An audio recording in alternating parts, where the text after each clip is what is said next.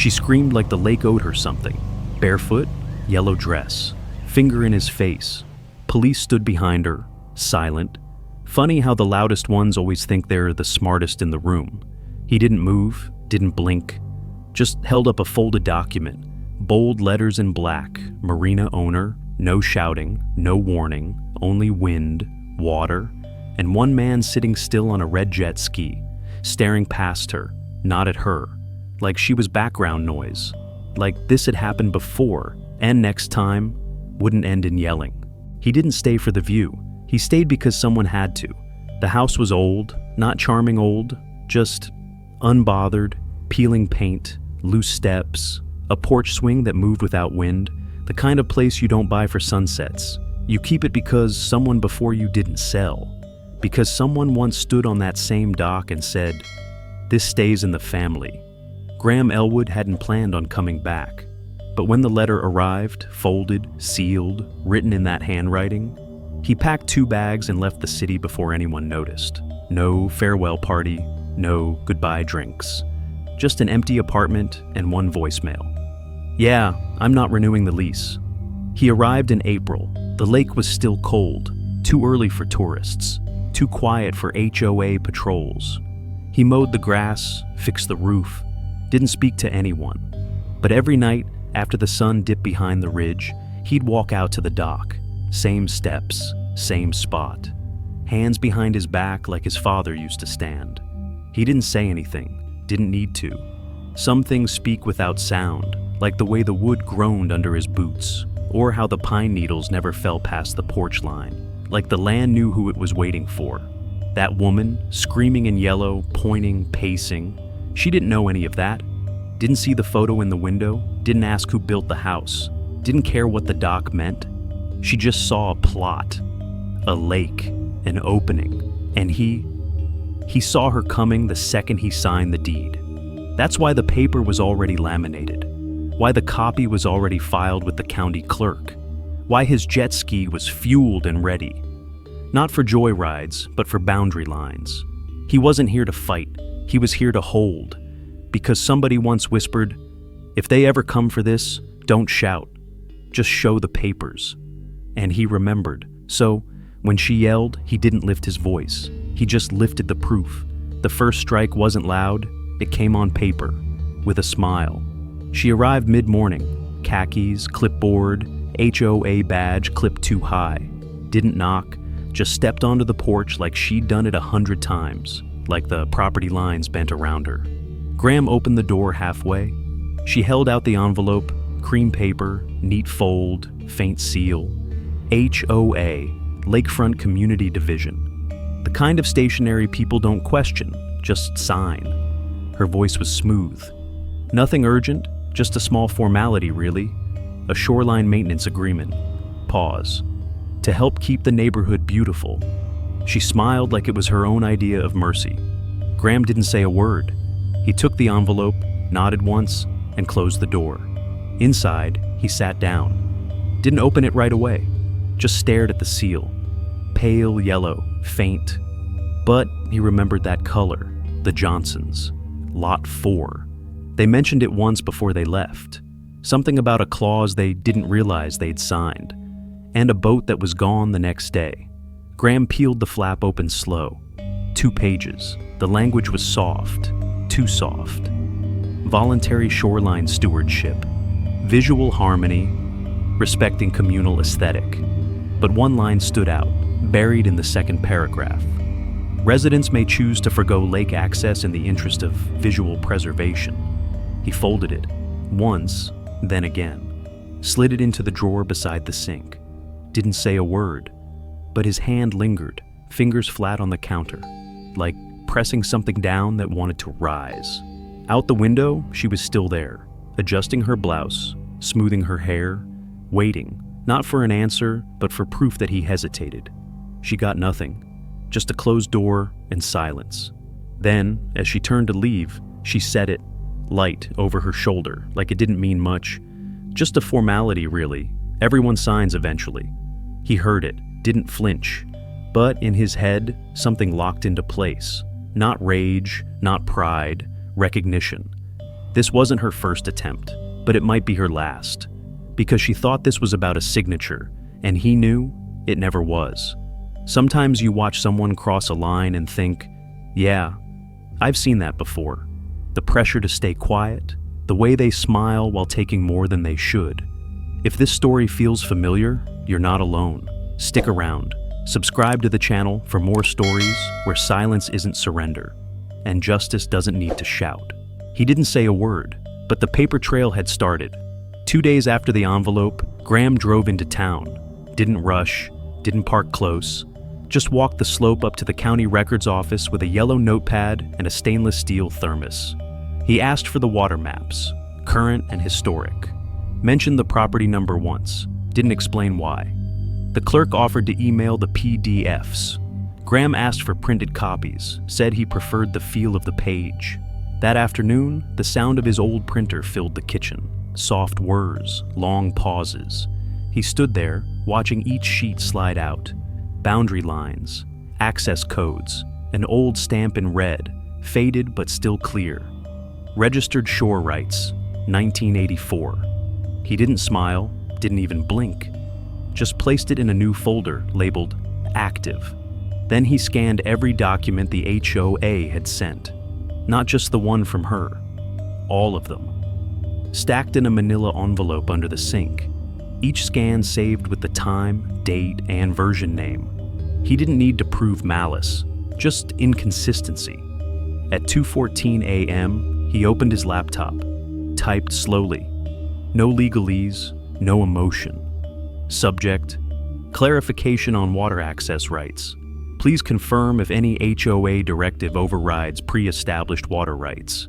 He reread it once, then hit send. No capitals, no bold letters. But that timestamp, that exact phrasing, would matter later. A week passed, nothing changed. She walked the block like a mayor, smiling at neighbors, waving, knocking, talking. No one knew he had requested the lake boundary files. No one saw the file labeled red flags on his desktop. But the trap was set. One copy of the original property deed sat inside his glove box.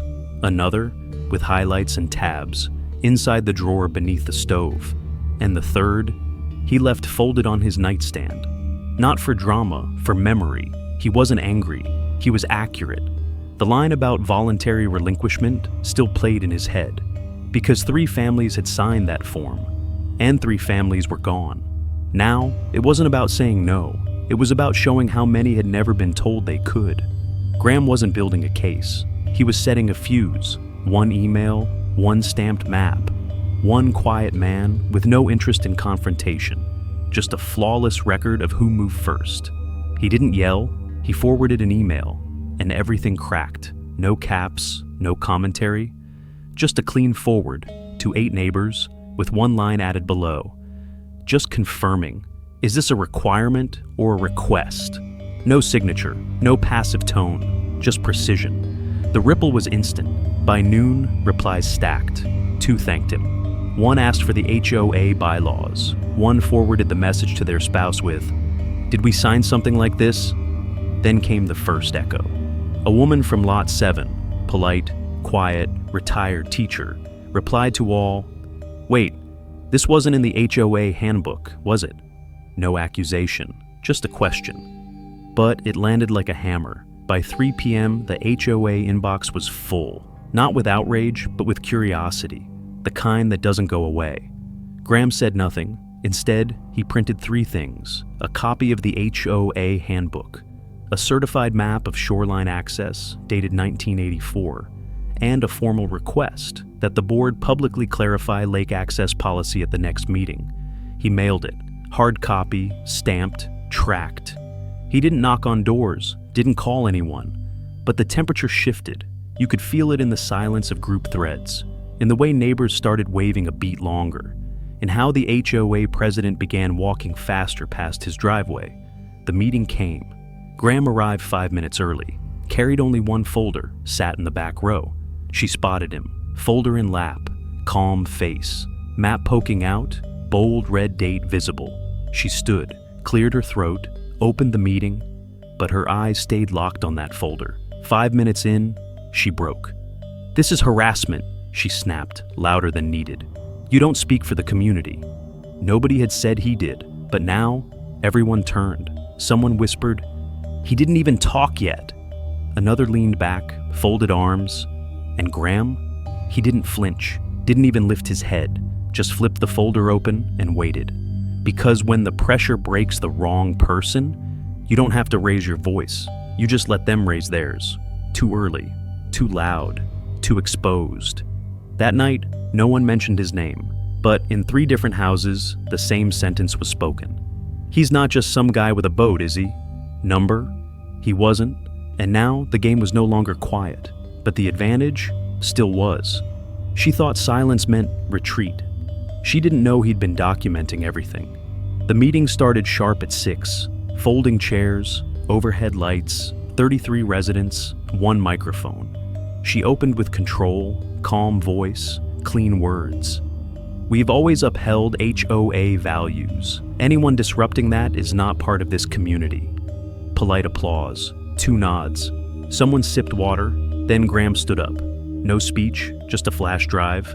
He handed it to the tech volunteer, a teenager wearing a baseball cap. The projector lit up. Slide 1, a county map, dated 1984, with shoreline zones marked in red.